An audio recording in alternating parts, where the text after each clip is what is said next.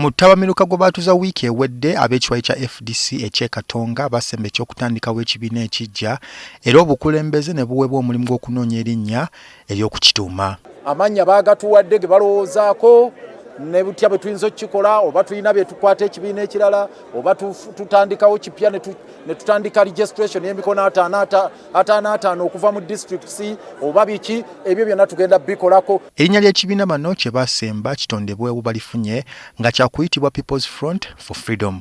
Olwaleero bano batutte empapula ezanjula erinnya lino eri akakiiko k'ebyokulonda. Mu luzungu kyetugamba freedom for all for freedom. Era nga olunaku lwaleero tuli abantu 12 naye nga abantu abali wano tukiikirira eggwanga lyonna kuba tuvudde mu bitundu ebyenjawulo okuva mu ggwanga. Tulina abava e Bugisu, tulina abava e Kigezi, tulina abava e Buganda, tulina abava e Lango.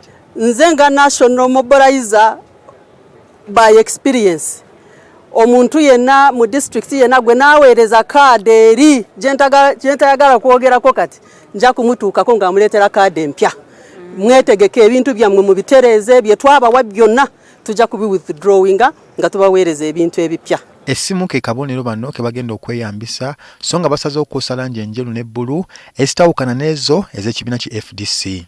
Kuba tusuubira buli muntu mu Uganda muno alina essimu at least efaananako bweti era nga buli lwanabanga ng'alina gwakubidde nga tumanya buli omu afunye eddembe. Bagala beekwase nti ate twali tutandisa olugendo lw'okutandikawo ekibiina kyaffe ate aba FDC ne bagamba nti kala ya Royal Blue yaabwe nedda twagala bagende mu mirembe bwe baba balemeddwa balemwe ku lwabwe. Akakiiko k'ebyokulonda kategeeza nga bagenda okwetegereza empapula zino n'oluvannyuma baddemu obanga erinnya n'obubonero ssaako langi bye bawaddeyo bikkiriziddwa oba nedda. Era ebbaluwa eyeze bagitte mu registrawo ebbaluwa ejagenda mu kakiiko akakiiko kajja kubaddamu okusinziira nga etteeka bweliragira ate ne babanyonyera ekiddako. Robert Sentinale amyuka omwogezi wa FDC atubulidde nti ekikoleddwa bannaabo ab'e Katonga kyakubayamba okwawula FDC entuufu.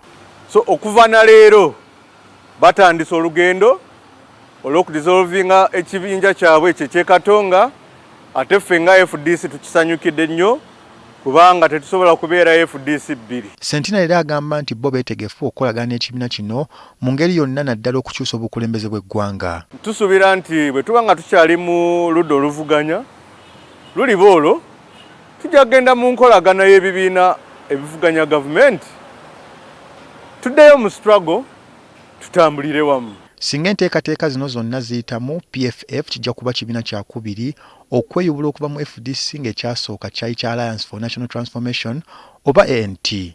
Bangi abagenzi ate ne bagenda eyo ng'olaba nti kati bafuuse bakulembeze bakulu mu ggwanga lino. Kizadde n'ebibiina ebirala era ssaawa zino wenjogerera kinaateera okubeera jjajja w'ebibiina eby'obufuzi wano mu ggwanga kubanga tewali kibiina wano mu Uganda ekyakayita mu bizibu oba mu ebyo byonna ffe bye tuyiseemu nga FDC. Raymond Tamale, NTV Akawungezi.